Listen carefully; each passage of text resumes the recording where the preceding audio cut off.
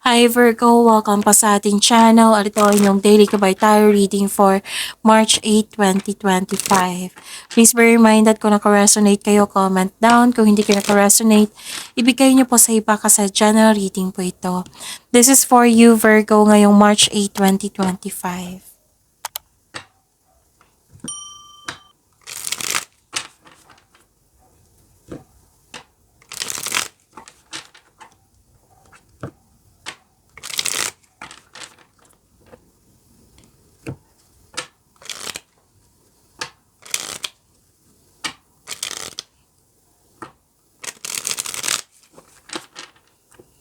Para po ito sa inyo Virgo ngayong March 8, 2025.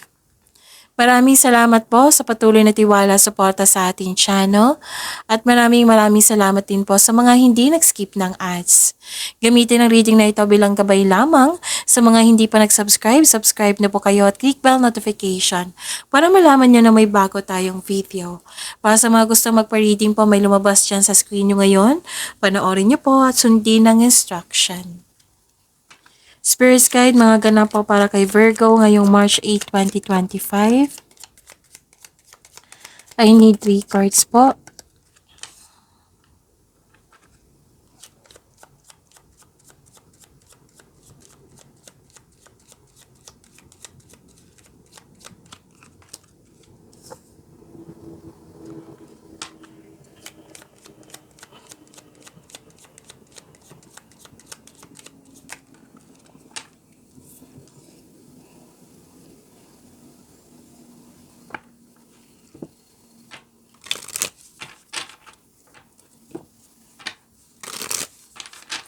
Spirits Guide, ano po yung advice nyo para kay Virgo? Ngayong March 8, 2025. I need 2 cards po.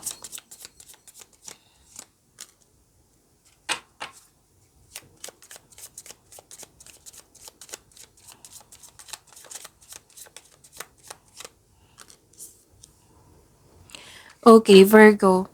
Ngayong March 8, 2025, may ending with new beginning po dito. May separation, maraming case ng separation ha. May closure, may end of contract. May nakita rin ako ditong concern sa isang tao na sobrang stricto or mahirap kausap.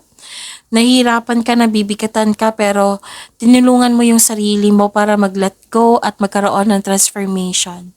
So you have to stop overthinking po kasi nag-overthinking kayo dito, nag-overanalyze kayo, worried kayo, stress, may doubt. So you have to stop it kasi nagkakasama to sa iyo, Virgo.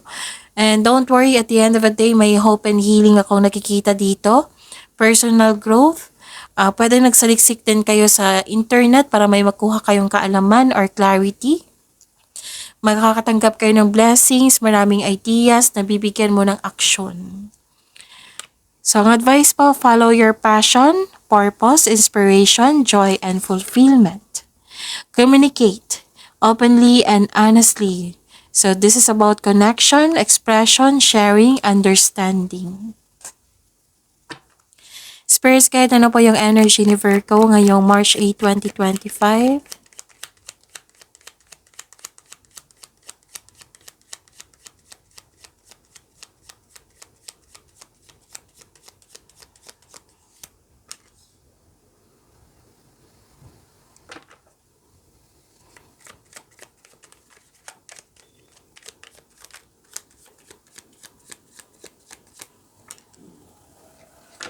Kung may narinig kayo or may nakita kayong repeating message, meaning to say, pinupush ng cards nyo yan kasi ang ilan sa inyo hindi pa binigyan ng atensyon. Na kung maaari din po, bigyan nyo po ng solusyon at aksyon.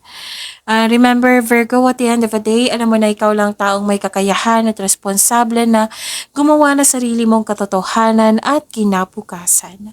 So, ano yung energy ni Virgo? Nakikita ko dito na nagkaroon po ng celebration, may special event. May gantimpala kang matatanggap, maaring mana ito, promotion or recognition. Ilan sa inyo nag-decide na magpahinga or magbakasyon. May ganap na celebration po, pagdiriwang na magaganap tulad ng kasal, monthsary, anniversary, achievement, or pagtatapos. Nakita ko rin dito na nagkaroon po ng ah, may ganap na challenges or struggle, pero buong tapang mo itong harapin. Katapangan at kumpiyansa sa gitna ng anumang klaseng atake. May ganap na pinagtanggol mo yung kaibigan mo o miyembro ng pamilya laban sa iba. May negotiation din akong nakikita dito. So, yun. So, this challenges is temporary lamang. Ma-overcome niyo po ito. Spirits Guide, Career and Money po ni Virgo ngayong March 8, 2025.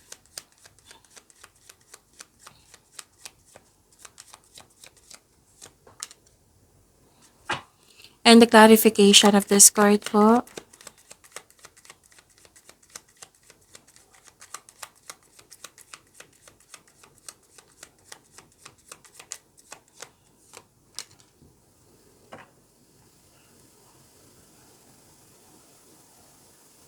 Sa career and money niyo po, may nakita ko ditong confusion at hindi makagawa ng desisyon.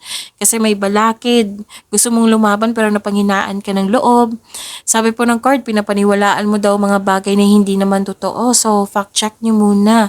May concern kayo sa ma-pride na tao or matigas ang ulo, mahirap kausap. Lumabas siya dito sa oracle cards nyo. That is a repeating message, so pay attention. May nakita rin ako dito na hindi nakikinig sa payo. Pero mag-uusap kayo nito. Magkakaroon kayo ng adjustment para magkasundo kayo. Nakikita ko dito na nagkaroon po kayo ng bakit bad mood kayo? Okay. Bad mood kayo kasi may natanggap kayo na opportunity na pinagsisihan nyo.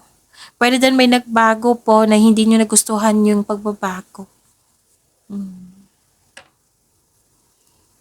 Spirits Guide, Love Life, Self-Love, Partnership, and Romance ni Virgo ngayong March 8, 2025.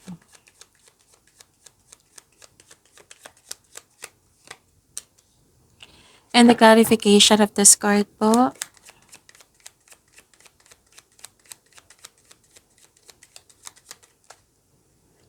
Okay. Maraming salamat po sa patuloy na tiwala at suporta sa ating channel. At maraming salamat din po sa mga hindi nag-skip ng ads. Nakikita ko dito na may self-doubt and hesitation. Hindi, bad mood talaga. Bad mood, mainit ang ulo. Nang dahil sa delay or hinihintay mo. Pwede din misunderstanding. So, this card tells you na these delays and misunderstanding are part of your life. Hindi ito ang sign na mag-give up ka. Mag-ingat po daw kayo sa taong manloloko, oh. Kasi may balak siyang masama. May bad intention. So, mag-ingat kayo sa kanya. Kung sino ito, itanong niyo po sa inyong intuition. Para siguradong sigurado. Now, kung bago pa kayo dito, kung hindi nyo pa alam, i-search nyo po sa Google on how to connect to your intuition kasi marami pong paraan yan. So, yung legit po na website po, of course. Na nakita ko dito na nagkaroon ng conflict and argument. Someone is giving up. Parang iniiwasan or iniwan. May separation nga ako nakikita dito na nag-clarify siya sa oracle cards nyo. May gustong manalo. May gustong manalo sa conversation. So, may separation ha. Lumabas siya dito sa oracle cards nyo at dito rin. So, this is repeating message. So, pay attention. So, nagkaroon ng argument or unpleasant conversation. May nakita ko dito, nag-uusap na magkaroon ng peaceful resolution. Pero, ang ending, nagkaroon ng argument. So, pay attention para may iwasan tong argument na ito. May away. Okay, may sabi ang card niyo po dito, kung itong taong ito ay parating naghahanap ng gulo or away, na paulit-ulit na lang po yung dahilan. This card asks you that it is probably time to walk away from it. Pwedeng iwasan mo siya, pwedeng yung separation po na magkakanap. Listen to your intuition ha, sabi po ng card. Kasi it will guide you away from toxic person or toxic place. Pwede din na, okay, please be reminded na, yung sabi ko sa inyo kanina na kayo po ang masusunod kasi buhay niyo po yan. So pagyamanin niyo po yung blessings sa binigay sa inyo, Virgo. See you tomorrow.